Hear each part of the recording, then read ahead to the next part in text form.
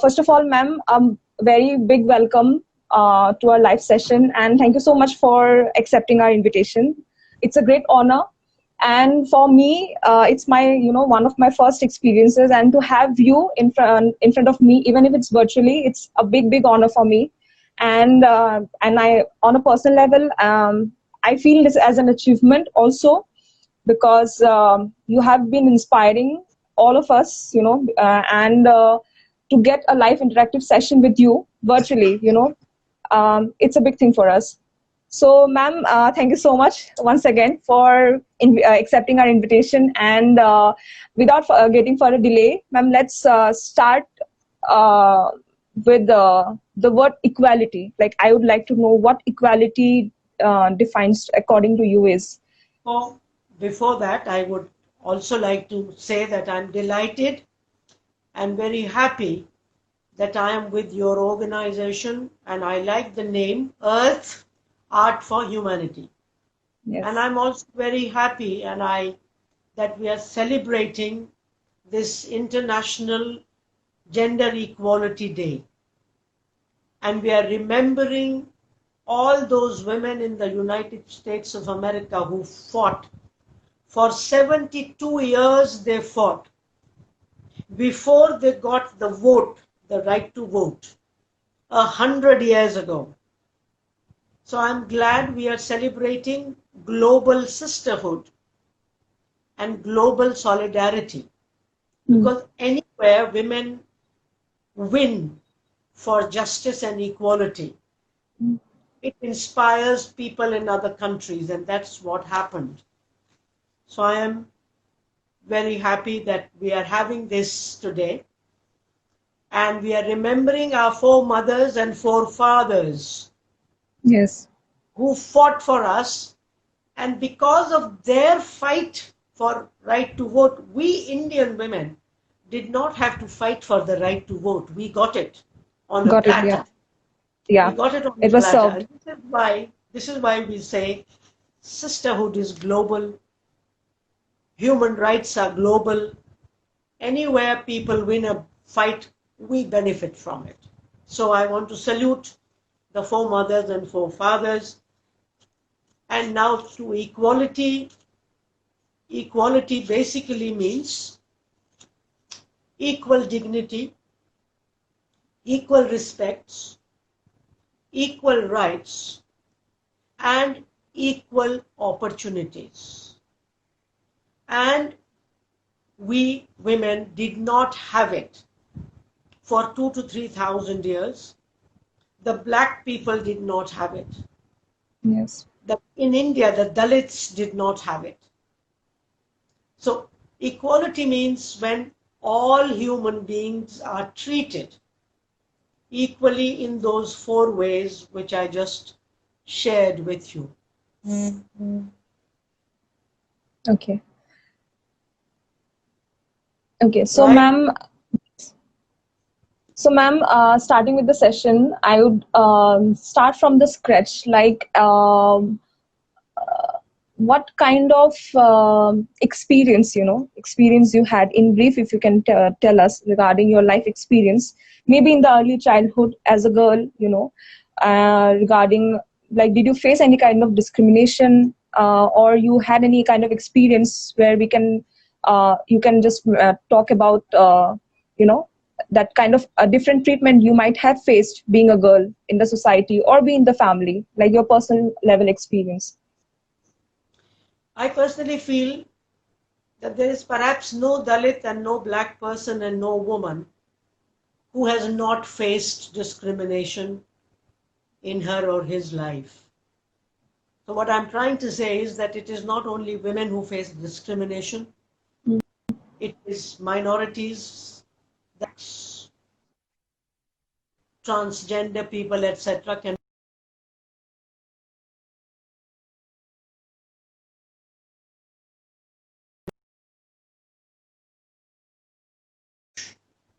discrimination, like they allowed me to play outside. I grew up in the villages of Rajasthan. I went to village schools, government schools. So they allowed me to play outside, to play with boys, etc. But there were other things which happened to me, which is between the ages of 4 and 8, 13 men touched me in a wrong way in those 4 years. And they were teachers, they were relatives, a male servant. So that kind of thing I also went through. But sometimes you don't have to go through that experience. You can see that other girls are going through. For example, when I was playing outside, I was the only girl. All the others were boys. No other girl was allowed to come and play outside. So I experienced some sexual abuse, and I saw in society how girls were not allowed to play outside. They were only inside the house, etc. So I had both these experiences in my childhood and throughout my childhood. Okay. Sorry, I just got a little carried away. Okay. So, yes, ma'am. So, coming up after that, everyone has some kind of inspiration. Like you had some kind of just in yourself to be an activist in the later part of your life. But I would like to know from where do you have anyone that you have taken as your role model, or you have considered them as your someone that you are inspired, that made you a part of the social life? Zabitah, I was born in 1946, a few months before Indian independence. So there were millions of people who inspired us, those millions led by Mahatma Gandhi and other people who fought for independence. So in our childhood, we had inspiration from them. We were a new country and we were now going to be independent. So I suppose, like everybody else, I was inspired by them. And because I went to village schools and because I was from a lower middle class family, I saw that everybody wasn't equal. Everybody did not have equal opportunities. I mean, I experienced all that. And from my government school in a village, I went to a government college in a city. I did my MA from a government college in Rajasthan. And then by chance, I got an opportunity to get a fellowship, a scholarship to go to Germany. Okay. For a postmaster's study for 2 years. And there I decided that I did not want to go into a private corporate job. I did not want to go into government job. I worked in Germany for 1 year.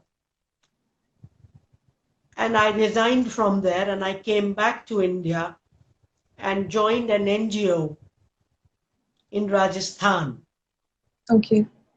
And to work with the Adivasis, Dalits, and the economically pushed down communities.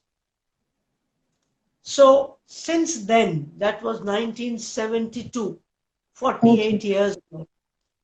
Since then, I've been doing the same work, which is working for equality, justice, and human rights. After 4 years of working in Rajasthan, I was invited by the United Nations, UNO, to work with them.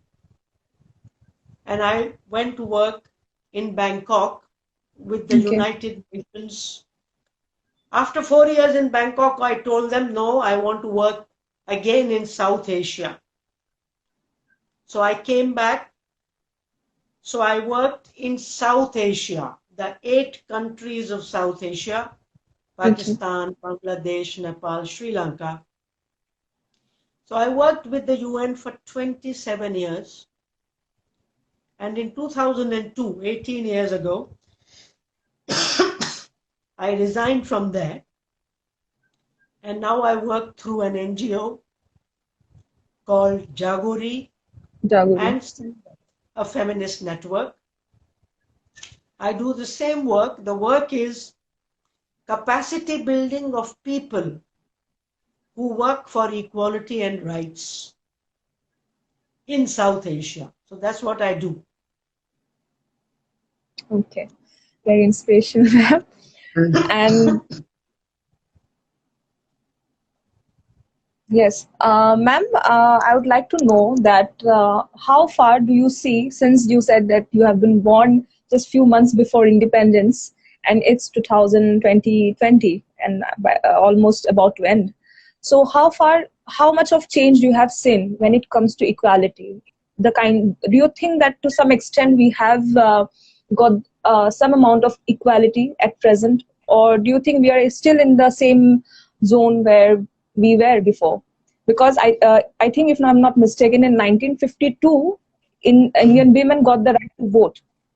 Like in the starting of the session, you mentioned that Indian women didn't have to fight for the right to vote; they were served in a platter.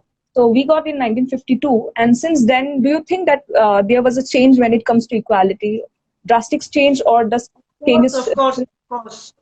First of all, the Indian Constitution itself was the huge change. In the Indian Constitution, it said all human beings in India, women, men, Hindus, Muslims, Christians, we are all equal, rich and poor. And this in India, where the Dalits were considered untouchable, where Dalits had no rights, women were considered untouchable in some families and had no rights.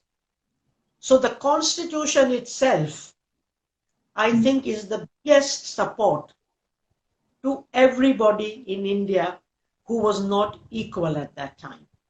Yes. And in those last 70 years, women have made a great progress in education. At that time, the rate of literacy for women was hardly 10%. Today, the literacy rate is about 80%. Today, women are in every area of study. Yes. Not only are we in that area, but if you see schools, it is girls who are really doing better most of the time than boys. So in education, we've done well. Women have entered every area of work, whether it is Indian Administrative Service, police service, foreign service. The most amazing women lawyers who are feminists. Yes. In the area of arts, all kinds of arts, women have excelled. And so as pilots, as everything. Yes. However, not in very large numbers. For example, women in India, we have had a prime minister, one of the first prime ministers, not the first. Yeah, the one of the first. first. The Sri Lankan prime minister, and after that, Mrs. Indira Gandhi. We had her almost 45, 50 years ago, but even today, there are only 11% women in the Indian parliament. Yes. Similarly, only 10 to 11% women in the state legislative assemblies. So the numbers are few.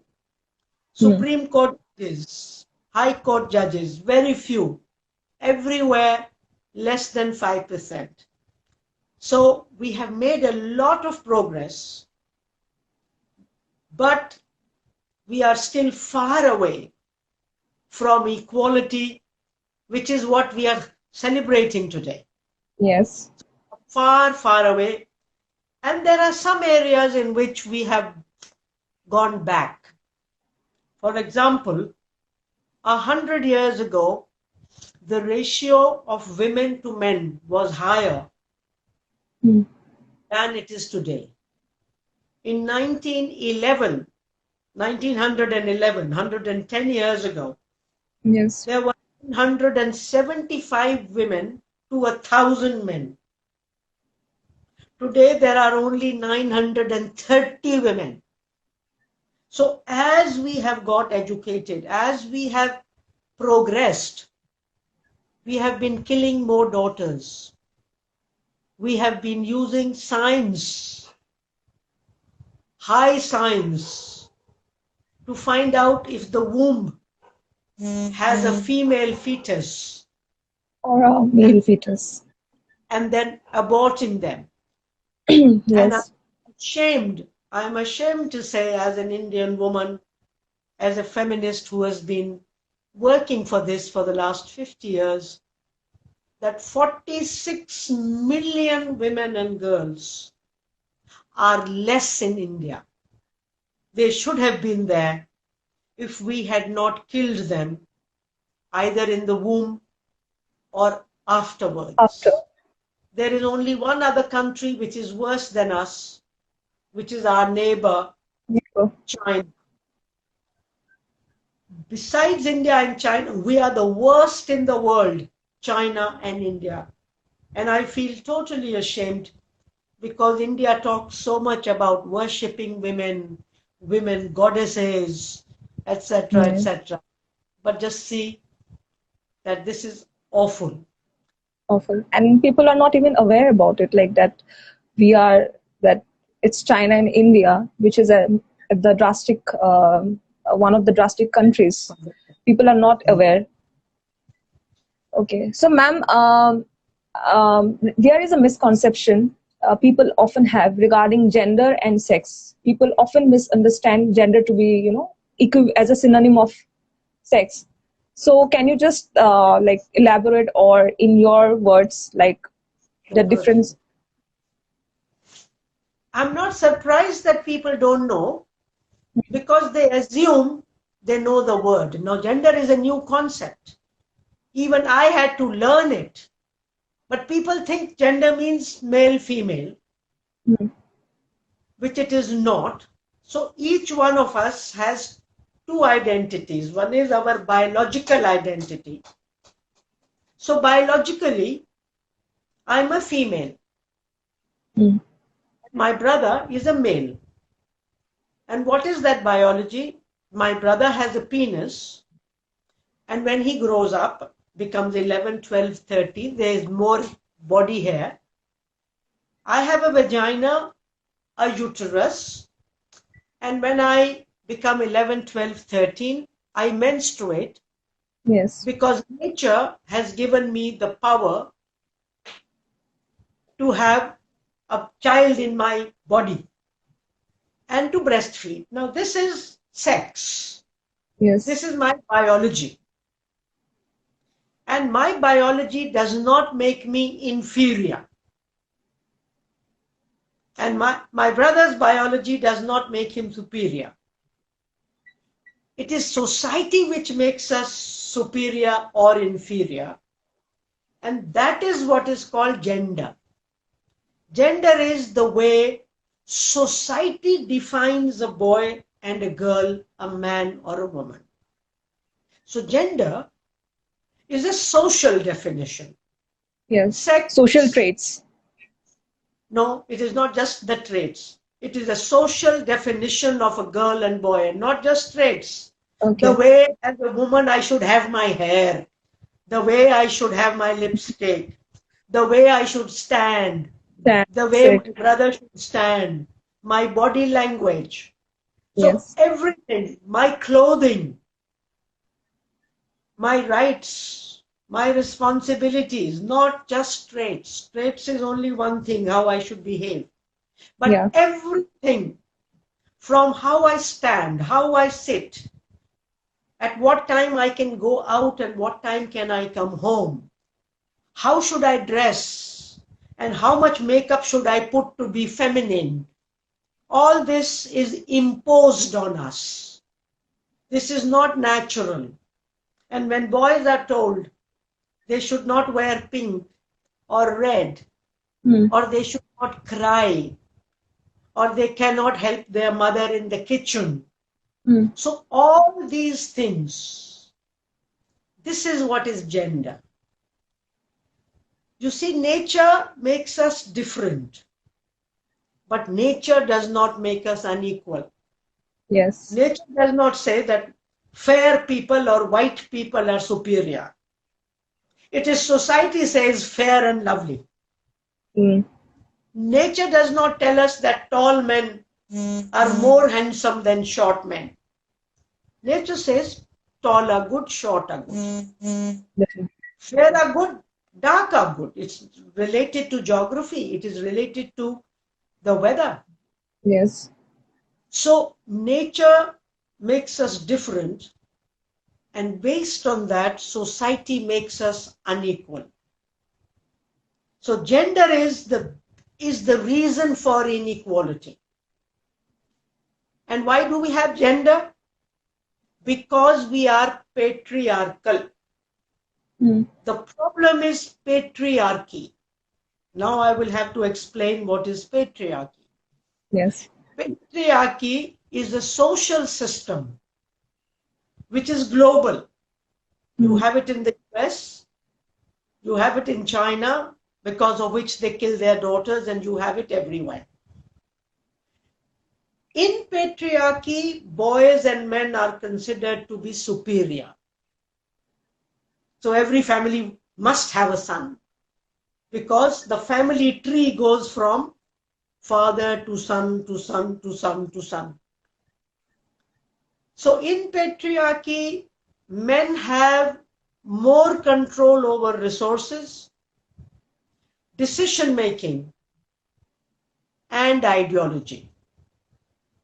So if you want patriarchy to continue, then you have to teach men to be dominating, to be strong. You have to give them more resources, and you have to tell girls not to talk loudly, not to Yes. go out. We don't send them to school and college and don't educate them. So the problem is patriarchy, superiority of men.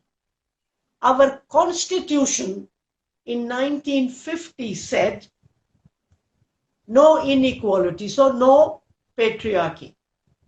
But all of us still practice patriarchy, and women also believe in and practice patriarchy. Yes. We follow patriarchal norms, we behave like that. And what is tragic is that society has given the responsibility to women to do gendering of their children. So it is women who tell daughters that they are inferior. It is women who might give them less food, because women have learnt the same thing. So the problem is not with men or women. The problem is with the social system. And there are many men in history and today who are against patriarchy. And there are many women and many men who perpetuate patriarchy. So for me, the fight for gender equality is not a fight between men and women. It is not a fight between men and women. It is a fight between two ways of thinking, two ideologies. One says patriarchy is better, men are superior. The other says no, equality is better, and we are all equal. And men and women are on both sides. There are men and women who promote patriarchy, and there are men and women who have been against patriarchy. And not only today, 2,500 years ago, the Buddha allowed women to enter the Buddhist viharas, to become nuns. And at that time, Hinduism did not allow women that right.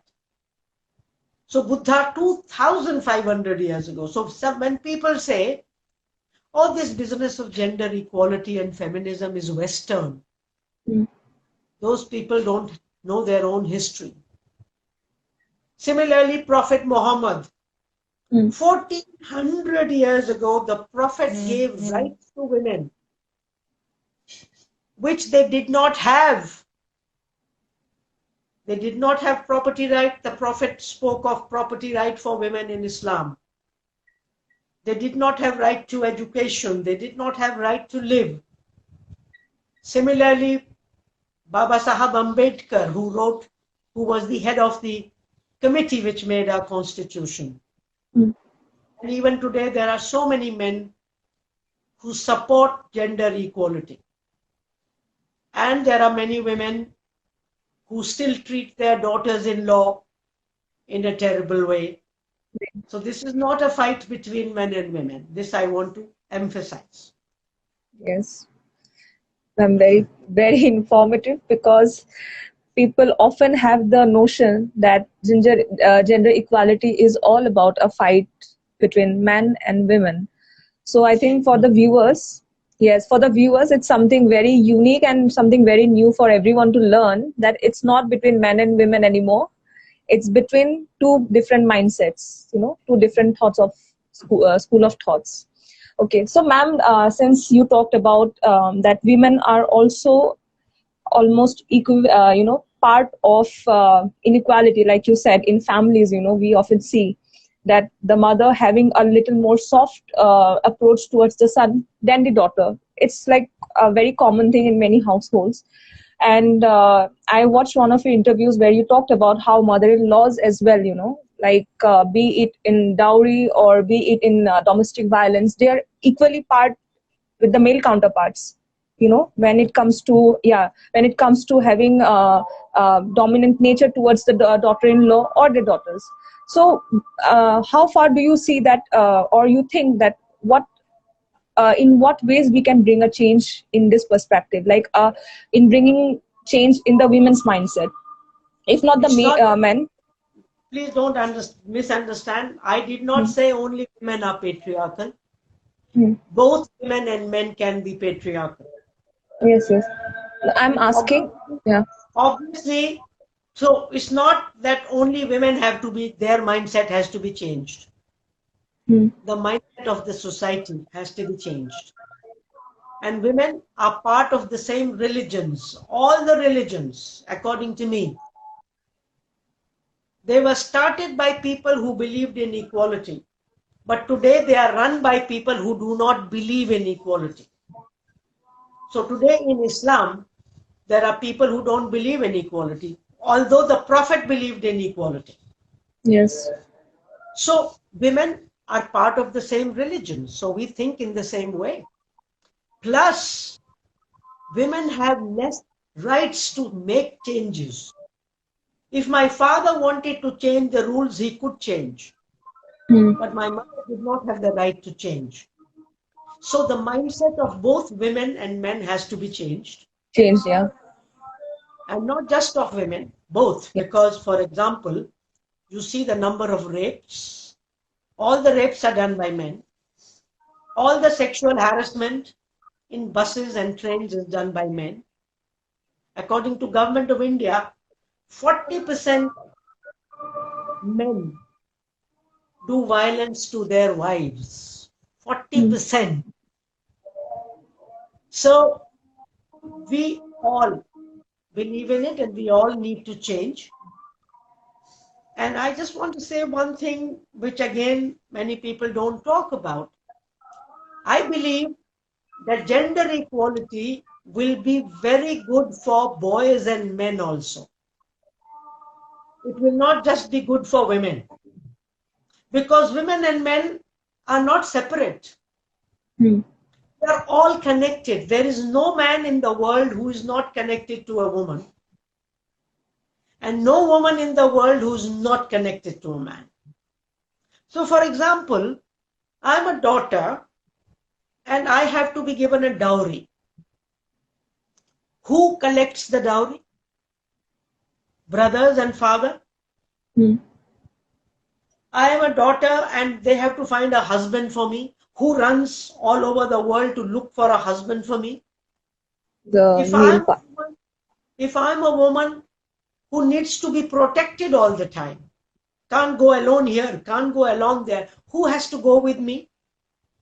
The male in the family. Brother, father, partner, husband, boyfriend, whatever. And if I'm economically dependent, Yes. on whom am I dependent? So once women become strong, independent, and equal, then the brothers don't have to do all this for us. Plus, there are men who want to do music, who want to become artists. But the father says, no, you have to take care of my business. His sister could tell the father, Father, I'll look after the business. Let my brother do music. Let him do poetry. Let him dance. So once women and daughters can do all that, then their brothers will have freedom. If something happens to the man I got married to, he meets with an accident. If I'm a capable woman, he doesn't have to worry. Yes. I'll take care of the job. I'll take care of things. So I believe unless women are free, men cannot be free. And today, all the governments in the world know that without gender equality, countries cannot progress. So which are the countries which have made maximum progress towards gender equality? Not America, not Russia, Scandinavia. It is those countries with social welfare policies, with socialist policies, and with very strong women's movements.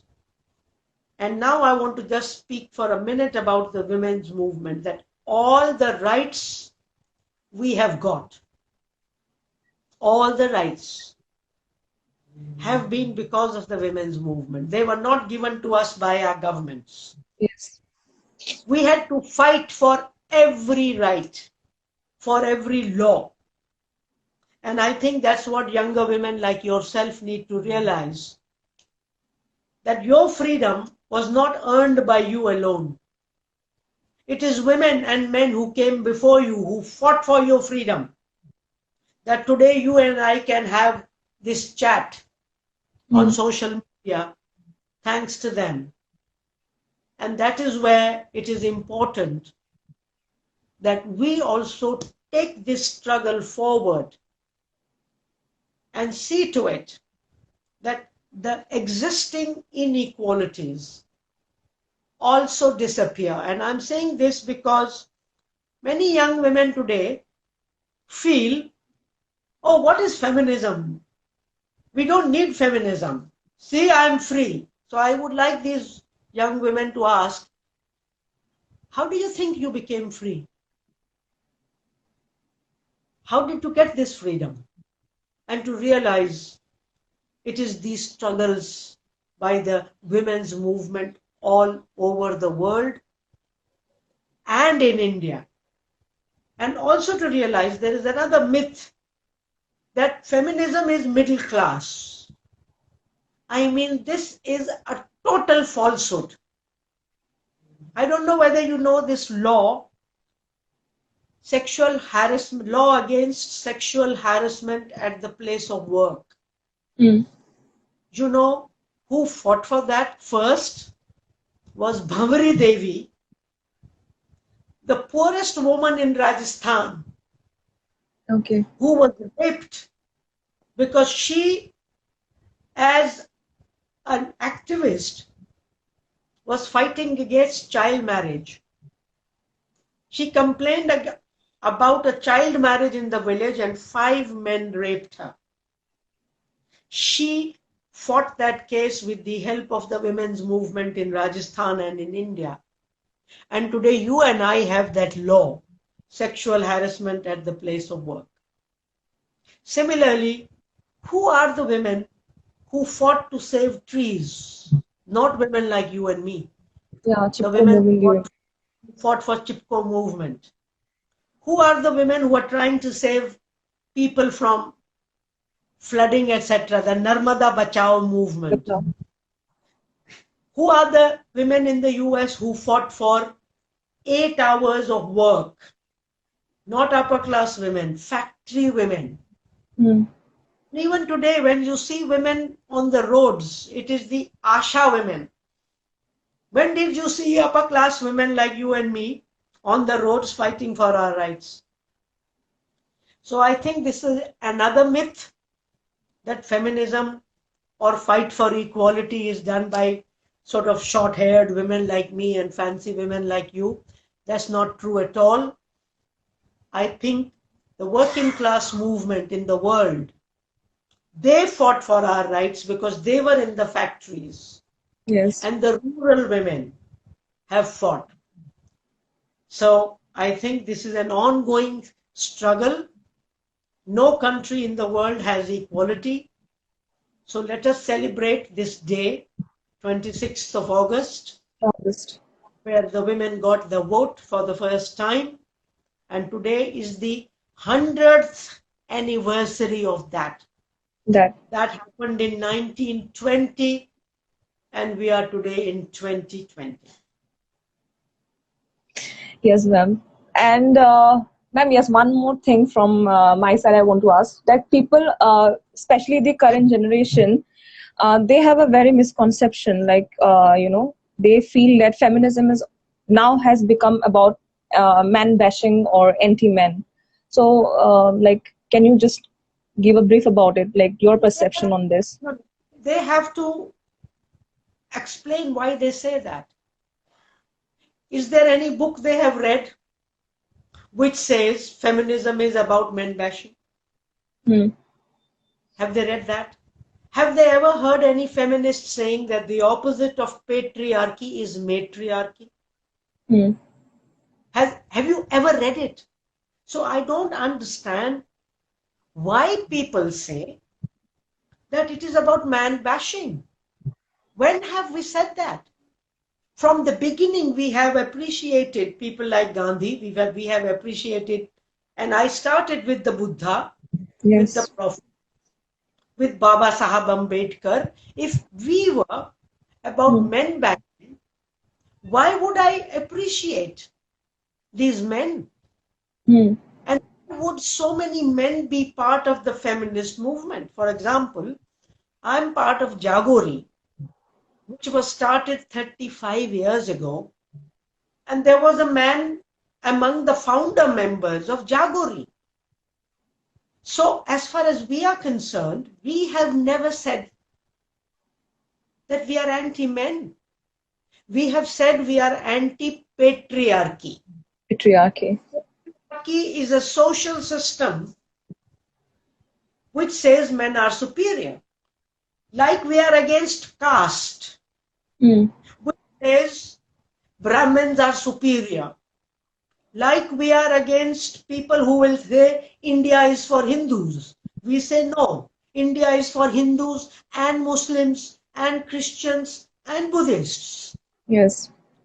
So feminists have never said, but yes, we are against a rapist. We are against a man who beats his wife. We are against brothers who do not give property to their sisters. We are against mothers who don't allow their daughters to go and study. We are against mothers-in-law who torture their daughters-in-law. So we are against people who are patriarchal. They can be women, they can be men, they can be transgender. Yes. And we have partners today all over the world. There is a movement of men going on called Men Engage movement all over the world.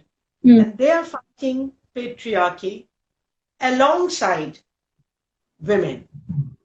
And India, in Bombay, you have a group called MAVA, Men Against Violence Against Women. The group called MASWA, Men Against Sexual Violence and Abuse of Women.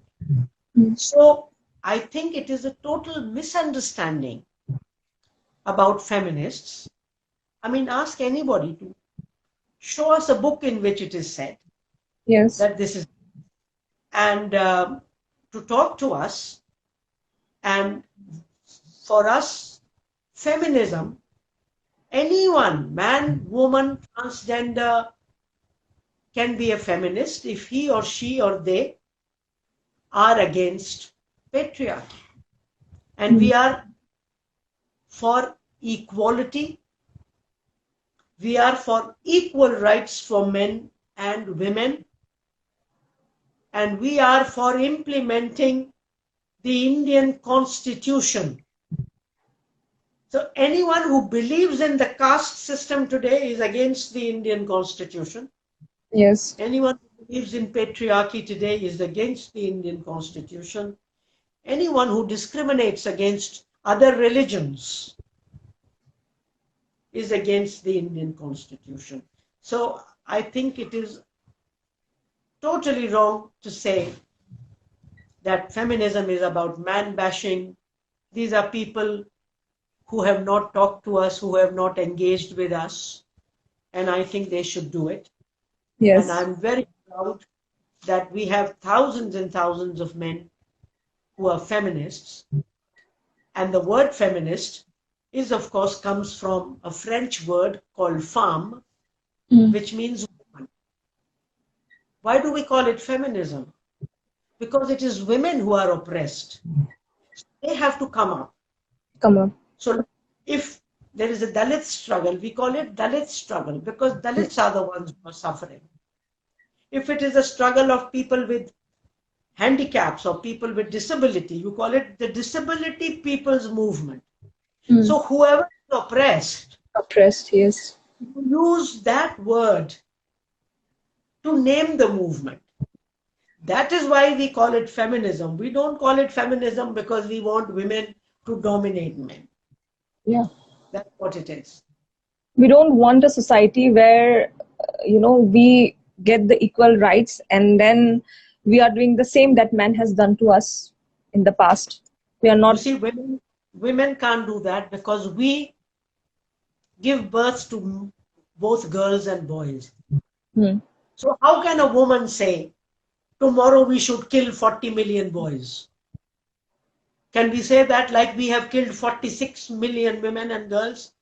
No. Can a woman say that because I give birth to both girls and boys? And we have never said that. We have only said, unless there is gender equality, families cannot progress. If half the people in the family are down and half are up, that family cannot move. Similarly, communities can't move. Similarly, countries can't move. So, no man bashing, nobody bashing. Equality, celebration like we are doing today. And ma'am, from one in general question I have, because I have often seen, even recently I was attending a webinar and it was regarding gender sensitization.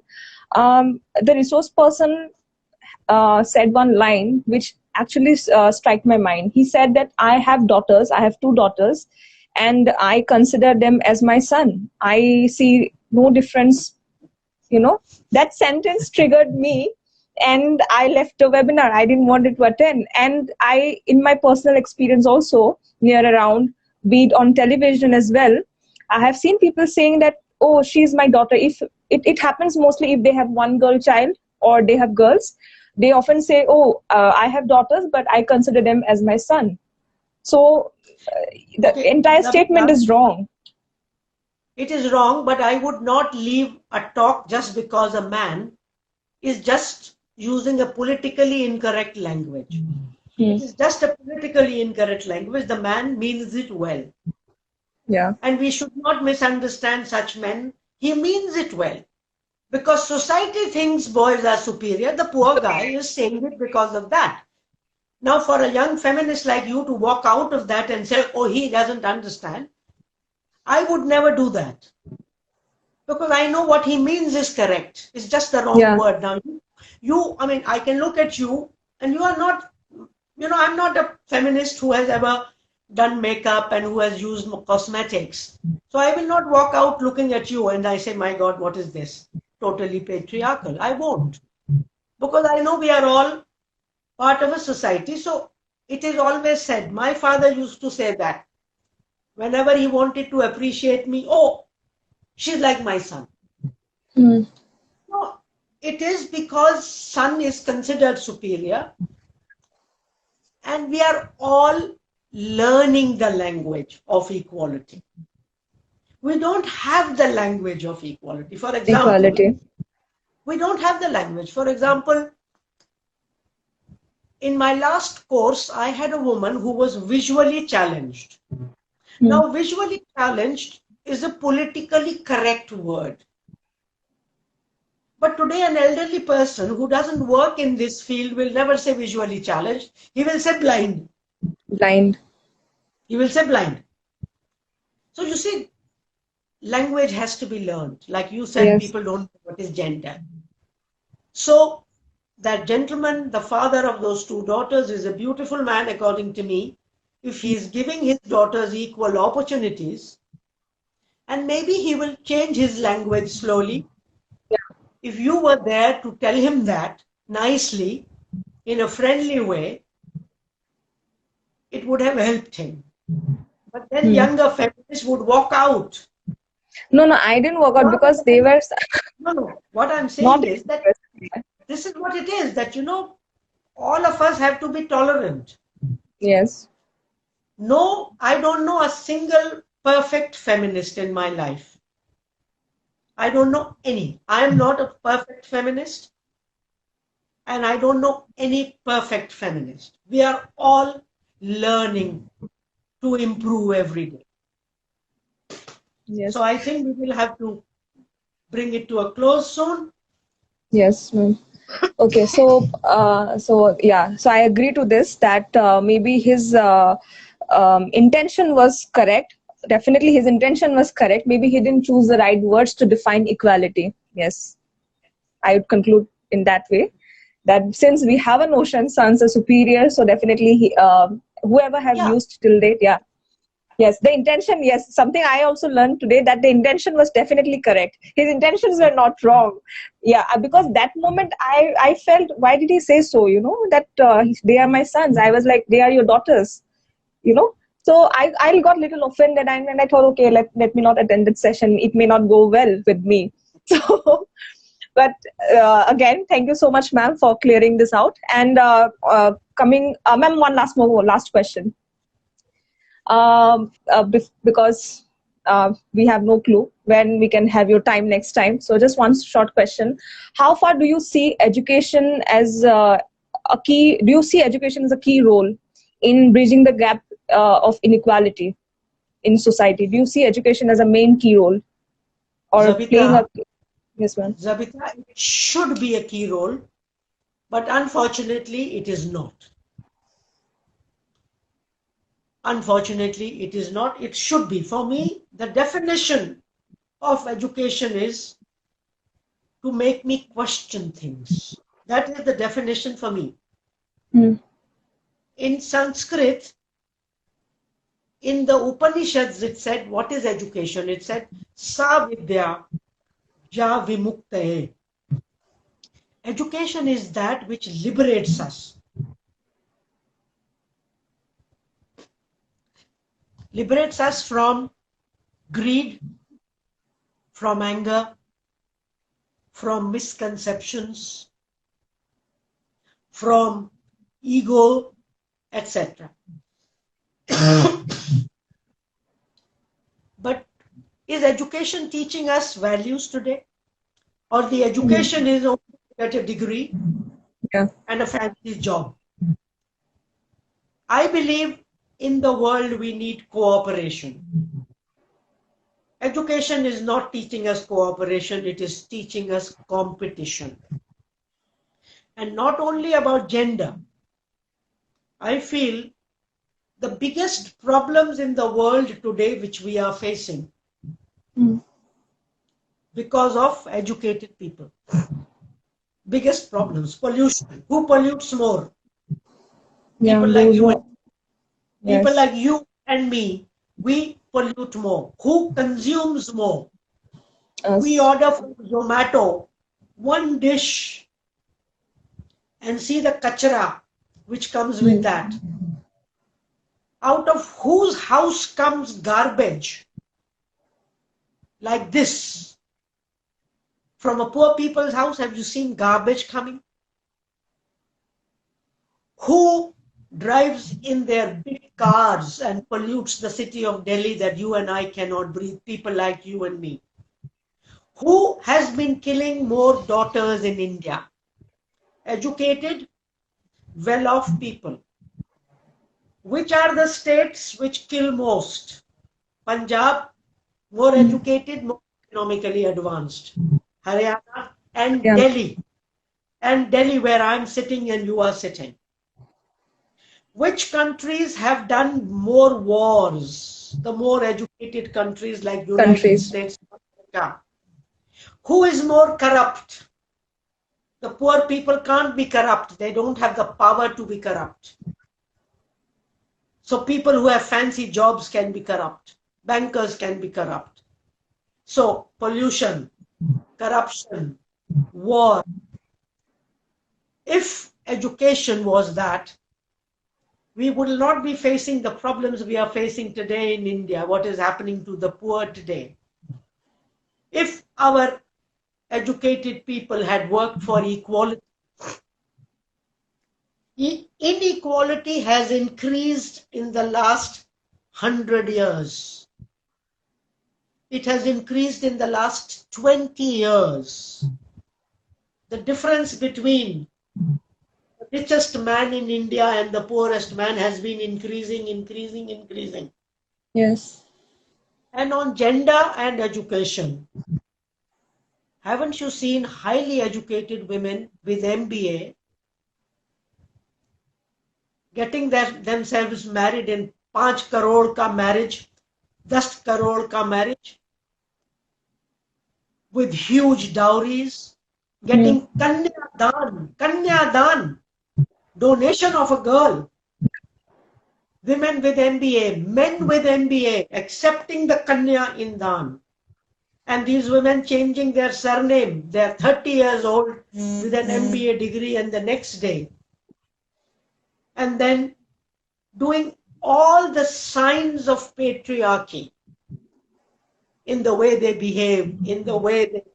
There's a beautiful book about this, which you might like to read. It's called Chup, a True. Hindi Urdu word, Chup, silent, written by a woman called Deepa Narayan, in which she has interviewed 650 women, Hmm. highly educated, and seeing that they are still deep into patriarchy, still expecting men to look after them, still dependent on men, still doing all those things. So, unfortunately, education is not enough. Even economic independence, which is essential for equality, is not enough, because I have seen many economically independent women who are not equal. They go to work, they earn as much as the husband, but then they come back and do the cooking. Cooking. They Yes. come back and look after the children. So, education is necessary if it is with the right values. And economic independence is necessary along with this awareness that I am an equal human being. I also have dignity.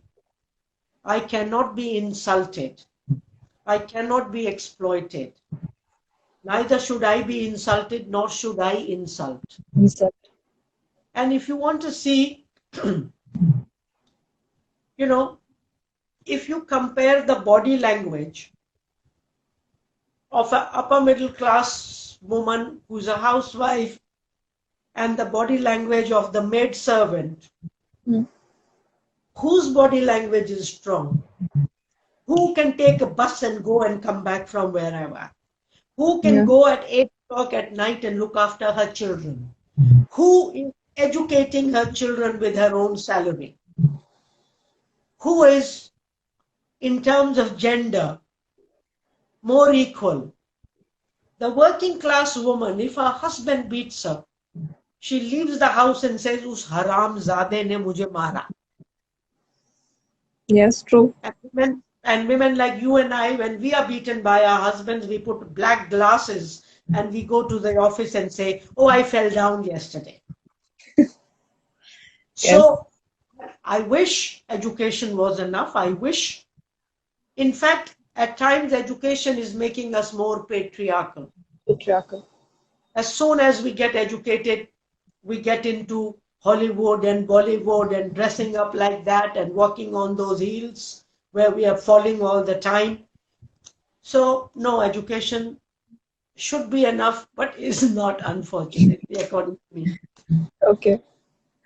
Okay. So just this was on the end of the session. But before we end up properly, on behalf of our entire organization, ma'am, I'm very, very, very thankful that you gave us your time, your precious time. And it was not just a normal session. I think we couldn't ask for more. It was so informative and so many things, I think for the viewers as well as for each one of us who have joined the session, so many things got cleared in just like less than 1 hour.